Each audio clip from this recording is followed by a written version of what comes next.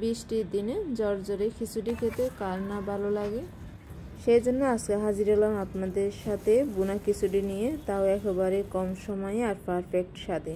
এর জন্য এখানে আমি 1 কাপ পরিমাণের মুগ ডালকে প্রথমে হালকা একটু তেলে নিব, খুব সুন্দর একটা কালার সেই সাথে গ্রান আসা পর্যন্ত। তবে চুলার আঁচটাকে বাড়িয়ে এটাকে টালা যাবে না। এখন এটাকে নামিয়ে সরানো একটা ডালার মধ্যে নিয়ে নিব আর ঠান্ডা হওয়া পর্যন্ত অপেক্ষা করব। আপনারা চাইলে এখানে মুগ ডালের পরিবর্তে মুসুরির ডালটাও ব্যবহার করতে পারবেন।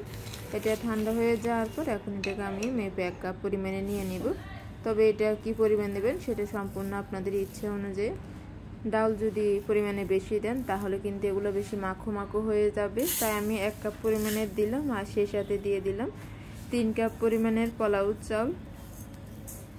এখন এটাকে খুব ভালো করে পানিতে ধুয়ে এরপর পানির মধ্যে ভিজিয়ে রাখবো প্রায় 10 থেকে 15 মিনিট। আর একটা পাতিলের মধ্যে পেঁয়াজ কুচি, তারপর 2টা তেজপাতা, বড় একটা কালো এলাচ, 3-4টার মতন ছোট এলাচ আর 1 টুকরা দারচিনি দিয়ে দিলাম।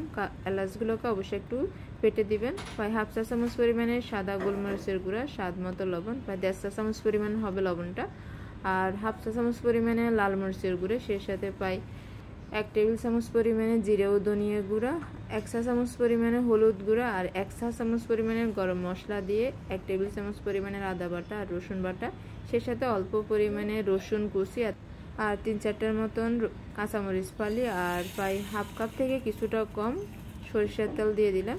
আর এদিকে চালগুলো ভিজিয়ে রাখার পর এখন পানি দেখে এগুলোকে তুলে নিলাম। আর দেখেন পানিটা মোটামুটি জোরে যাওয়া পর্যন্ত অপেক্ষা করব। আর যে মশলাটা একসাথে করে রাখছিলাম তা হাত দিয়ে মেখে নিব। খুব ভালো করে হাত দিয়ে মেখে নিয়ে নেওয়ার পর চালগুলোকে এর মধ্যে দিয়ে মশলার সাথে চালগুলোকেও মেখে নিব।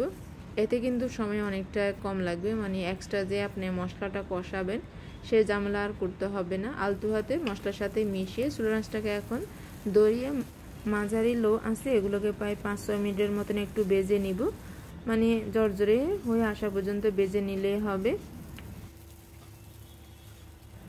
ভেজে নেওয়ার পর এখন পানিটা দিয়ে দিব। এখানে মোট 3 কাপ পরিমাণের চাউল আর 1 কাপ পরিমাণের ডাউল ছিল, তাই আমি এখানে প্রায় 7 কাপ পরিমাণের পানি অ্যাড করলাম।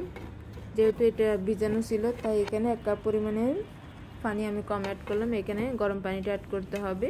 চুলার আঁচটাকে বাড়িয়ে পানিটা এরকম সমান হয়ে আসা পর্যন্ত অপেক্ষা করলাম। যখন এরকম সমান হয়ে আসলো তখন ঢাকনাটা খুলে এটাকে মিশিয়ে দিলাম। আবারও ঢাকনা দিয়ে দিব। ঢাকনা দেওয়ার আগ মুহূর্তে অবশ্যই এর মধ্যে কাঁচামরিচটাও দিয়ে দিলাম, এতে খুব সুন্দর একটা ফ্লেভার আসবে। আর ঢাকনা দিয়ে ডেকে চুলার আঁচটাকে একেবারে লো রেখে এটাকে আমি দমে রাখলাম প্রায় 10 মিনিট। এরপর ঢাকনাটা খুলে আলতো হাতে একটু মিশিয়ে উপর দিয়ে পছন্দ মতো ধনিয়া পাতা কুচি দিয়ে এখন এটাকে নামিয়ে পরিবেশন করব। এটা ঠান্ডা হয়ে যাওয়ার পর আরও একেবারে ঝরঝরে ছিল দেখেন। আর এর সাথে অ্যাড করলাম এখন কালাবোনা। কেমন লাগছে রেসিপিটা অবশ্যই জানাবেন।